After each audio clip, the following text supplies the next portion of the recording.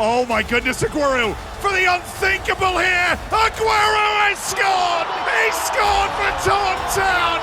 It's unbelievable. This is me, having successfully overcome a tactic that was giving me major problems early in the season. Now, I've overcome it quite comfortably. That could be you. Well, not that. That's one of a kind right there. But that could be you if only you knew how to fix your tactic. Which to do, you need to understand how the other tactic is exploiting you. FM23 has a really reactive AI. It was an emphasized change from the previous few versions of Football Manager, and it means that AI managers are more consistently finding very effective tactics, and they're more consistently using them to exploit your weaknesses. Yes, you, not that person you didn't know was standing behind you. Got myself. I noticed this going into my new stream save, which if you want to watch on Twitch is of course down in the description or right here. We've struggled with the 4-4-2 recently, so we need to pay attention to how this plays today, because that might go a long way to determining how we feel about little tweaks in the future. After the last match engine update in March, the 4-4-2 has become very popular among AI managers because it throws a massive counter punch.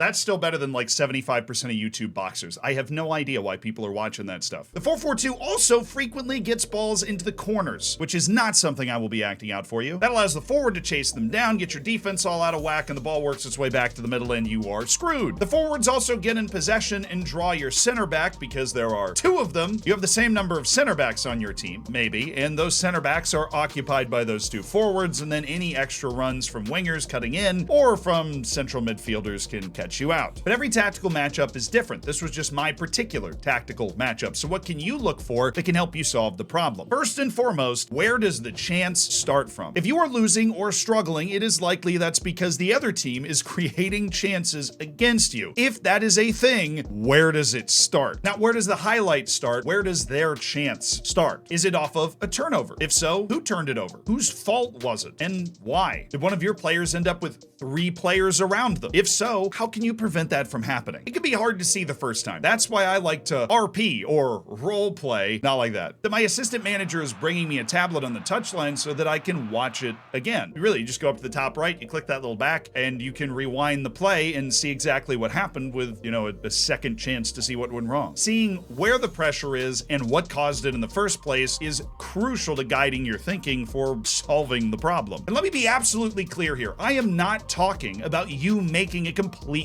different tactic. As long as you have a good system that you've taught your club to play with high familiarity, one that isn't insane and leaves massive gaps in various places on the field, then you should be able to make minor adjustments that still play into your strengths as a team, but help counteract the way the other team is exposing you. And as you've seen briefly, we'll be using this 4-3-3 possession tactic we've gotten comfortable with on stream. And our decision making is guided by the fact that we have built a team to play that way. We have a tremendous trio of passers in the midfield and pair of passing playmaking talents on the wings. Now to the issues that we diagnosed live.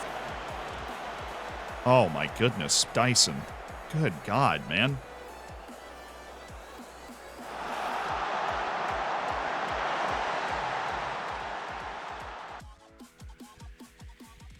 We are still not able to defend a 4-4-2, by the way.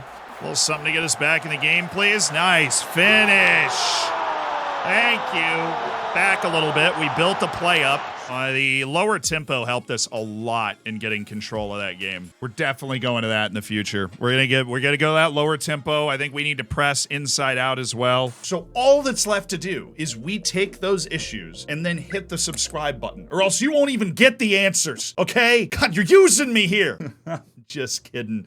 Am I? So how do we apply what we've just seen, preserve our style, and address the issues at hand? They're literally playing the 4-4-2. What a great time to practice. Let's go get him. Okay, good. Samuele McGurk needs to give him a run. He did. What a pass! And the goal from the McGurkster!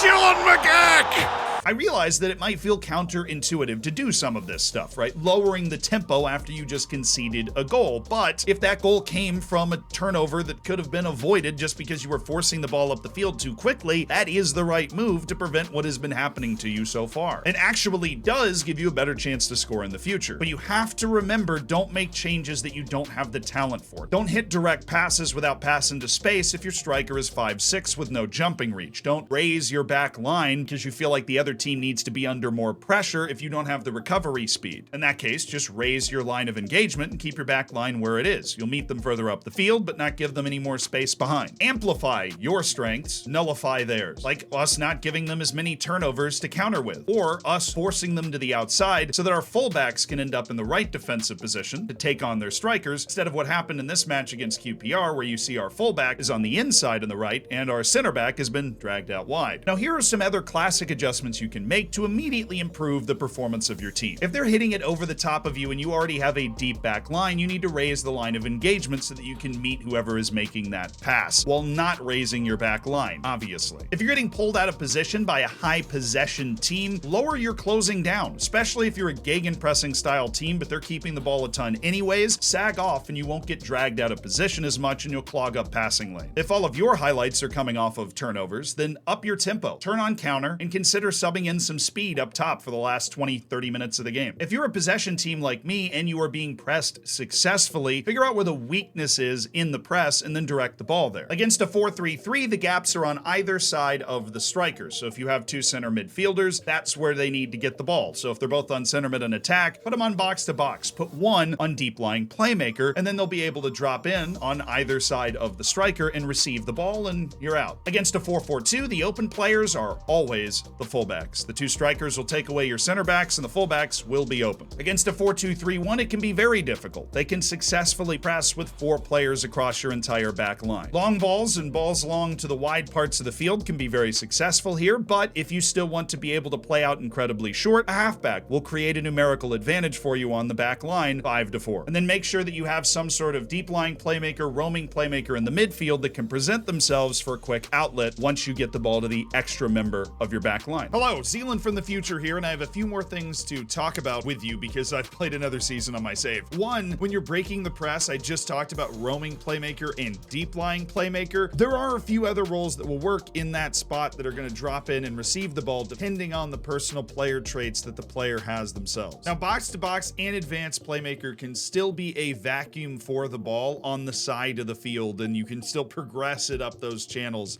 if you're trying to connect with your midfield. The same with a Carolero, but you have to be aware of the fact that they could end up in wider areas, which if that area is part of the field that's being pressed out, you're not going to be able to connect with them. You also need a goalkeeper that's going to be good at passing. If the goalkeeper is not good at passing, you want to try and simplify things so that they don't make stupid mistakes. And this is just for people that don't know, your goalkeeper's not always going to listen to you, but you don't just have areas to go for. You can click a drop down and choose to distribute to a specific position. This is particularly useful if you're breaking a press and only, like, for example, one of your fullbacks to have the ball. You can have just your left back be the recipient every time. Of course, if they are covered, the goalkeeper will just find somewhere else to go with it. The most reliable way to make sure that the ball is played out short always is roll it out. That is the most reliable way to make sure it's played short. It really limits your goalkeeper from just bombing it anyways. But now back to Pass Me to tell you what to do if your team just actually can't pass anywhere.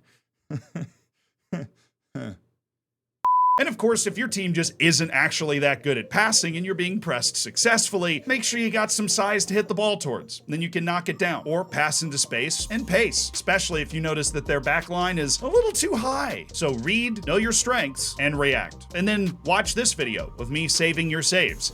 It's a whole series, so go ahead and put your seatbelt on and get ready, because it's gonna get wild. A lot of saves out there that need saving. Some are pretty weird.